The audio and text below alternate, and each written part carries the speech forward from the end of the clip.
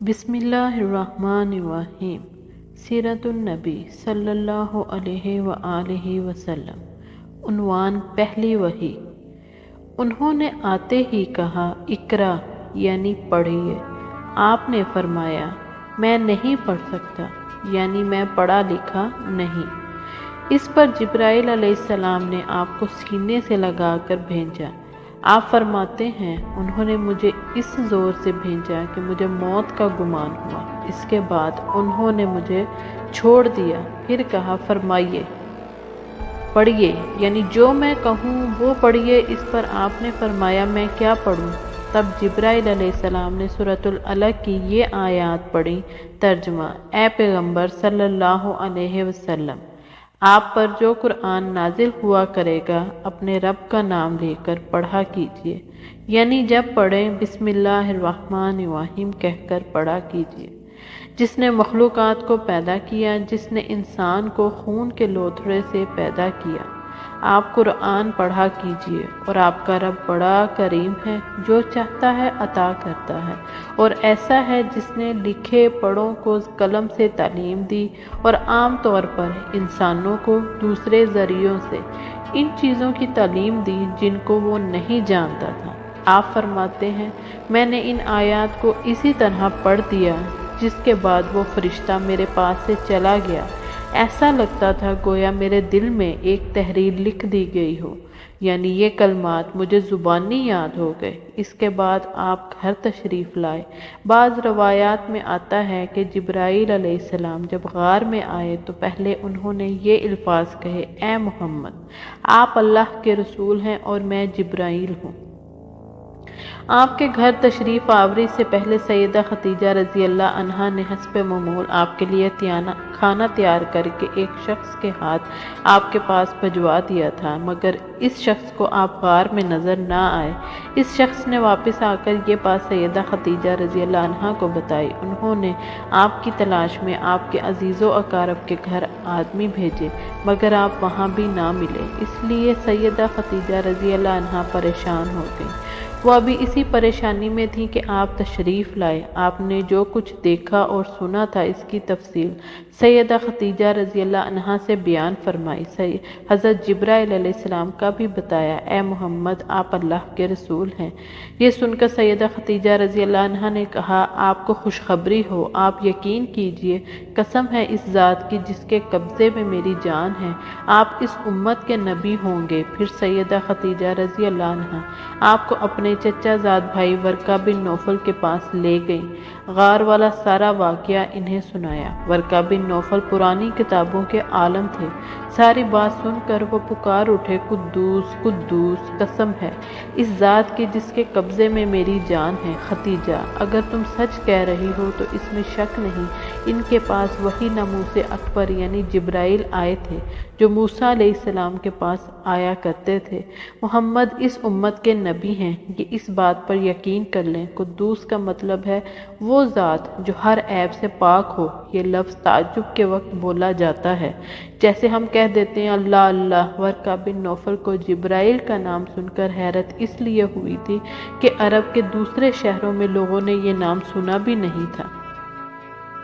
یہ بھی کہا جاتا ہے کہ ورقہ بن نوفل نے آپ کے سر کو بوسہ دیا تھا اور پھر کہا تھا کاش میں اس وقت تک زندہ رہتا جب آپ لوگوں کو اللہ تعالیٰ کی طرف دعوت دیں گے، میں آپ کی مدد کرتا، اس عظیم کام میں بڑھ چڑھ کر حصہ لیتا۔ کاش میں اس وقت تک زندہ رہوں جب آپ کی قوم آپ کو جھٹلائے گی، آپ کو تکالیف پہنچائے گی، آپ کے ساتھ جنگیں لڑائی جائیں گی اور آپ کو یہاں سے نکال دیا جائے گا۔ اگر میں اس وقت تک زندہ رہا تو میں آپ کا ساتھ دوں گا، اللہ کے دین کی حمایت کروں گا۔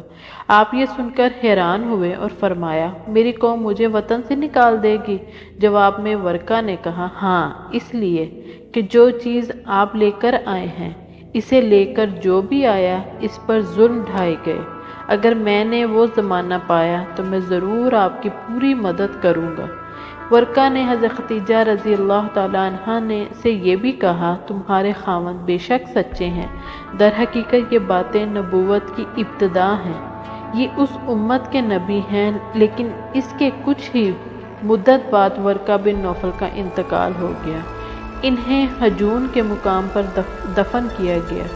چونکہ انہوں نے آپ کی تصدیق کی تھی، اس لیے نبی کریم صلی اللہ علیہ وآلہ وسلم نے ان کے بارے میں فرمایا ہے، میں نے ورقہ کو جنت میں دیکھا، ان کے جسم پر سرخ لباس تھا۔ ورقہ سے ملاقات کے بعد آپ گھر تشریف لے آئے۔ اس کے بعد ایک مدت تک جبرائیل علیہ السلام آپ کے سامنے نہ آئے۔ درمیان میں جو وقفہ ڈالا گیا، اس میں اللہ تعالیٰ کی یہ حکمت تھی کہ آپ کے مبارک دل پر جبرائیل علیہ السلام کو دیکھ کر جو خوف پیدا ہو گیا تھا، اس کا اثر زائل ہو جائے اور ان کے نہ آنے کی وجہ سے آپ کے دل میں وحی کا شوق پیدا ہو جائے۔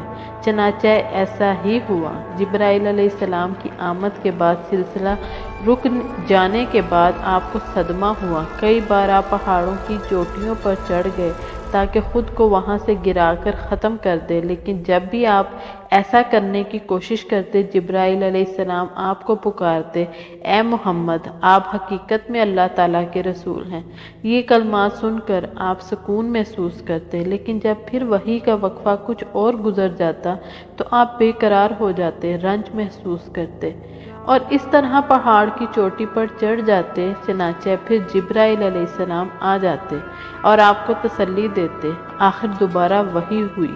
سورہ مدثر کی پہلی 3 آیات اتری۔ ترجمہ: اے کپڑے میں لپیٹنے والے اٹھو، یعنی اپنی جگہ سے اٹھو اور تیار ہو جاؤ، پھر کافروں کو ڈراؤ، پھر اپنے رب کی بڑائیاں بیان کرو اور اپنے کپڑے پاک رکھو۔ اس طرح آپ کو نبوت کے ساتھ تبلیغ کا حکم دیا گیا ہے۔ ابن اسحاق لکھتے ہیں، سیدہ خدیجہ رضی اللہ عنہا پہلی خاتون ہیں جو اللہ اور اس کے رسول پر ایمان لائیں اور اللہ کی طرف سے جو کچھ حضرت لے کر آئے اس کی تصدیق کی۔ مشرکین کی طرف سے آپ کو جب بھی تکلیف پہنچی، صدمہ پہنچا، سیدہ خدیجہ رضی اللہ عنہا نے آپ کو دلاسا دیا۔ سیدہ خدیجہ رضی اللہ عنہا کے بعد دوسرے آدمی حضرت ابو بکر رضی اللہ عنہ ہیں، جو آپ کے پرانے دوست تھے۔ انہوں نے آپ کی زبان سے نبوت ملنے کا ذکر سنتے ہی فوراً آپ کی تصدیق کی اور ایمان لے آئے۔ بچوں میں سیدنا علی رضی اللہ عنہ ہیں جو آپ پر پہلے ایمان لائے، اور ان کے ایمان لانے کا واقعہ کچھ اس طرح ہے۔ ایک دن آپ حضور صلی اللہ علیہ وآلہ وسلم کے پاس تشریف لائے۔ اس وقت سیدہ خدیجہ رضی اللہ عنہا بھی آپ کے ساتھ تھی اور آپ ان کے ساتھ چھپ کر نماز پڑھ رہے تھے۔ انہوں نے یہ نئی بات دیکھ کر پوچھا، یہ آپ کیا کر رہے ہیں؟ نبی کریم صلی اللہ علیہ وآلہ وسلم نے ارشاد فرمایا، یہ وہ دین ہے جس کو اللہ تعالیٰ اپنے لیے پسند فرماتا ہے اور اس کے لیے اللہ تعالیٰ نے اپنے پیغمبر بھیجے ہیں۔ میں تمہیں بھی اس طرح اللہ کی طرف بلاتا ہوں، لات اور عزا کی عبادت سے روکتا ہوں۔ حضرت علی نے یہ سن کر عرض کیا، یہ ایک نئی بات ہے، اس کے بارے میں نے آج سے پہلے کبھی نہیں سنا، اس لیے میں اپنے بارے میں انہیں ابھی کچھ نہیں کہہ سکتا، میں اپنے والد سے مشورہ کر لوں۔ ان کا جواب سن کر آپ نے ارشاد فرمایا، علی، اگر تم مسلمان نہیں ہوتے تو بھی اس بات کو چھپائے رکھنا۔ انہوں نے وعدہ کیا اور اس کا ذکر کسی سے نہ کیا۔ رات بھر سوچتے رہے، آخر اللہ تعالیٰ نے انہیں ہدایت عطا فرمائی۔ سویرے آپ کی خدمت میں حاضر ہوئے اور مسلمان ہو گئے۔ علماء نے لکھا، اس وقت حضرت علی کی عمر 8 سال کے قریب تھی۔ اس سے پہلے بھی انہوں نے کبھی بتوں کی عبادت نہیں کی تھی۔ وہ بچپن ہی سے نبی اکرم صلی اللہ علیہ وآلہ وسلم کے ساتھ رہتے تھے۔ جزاک اللہ خیر۔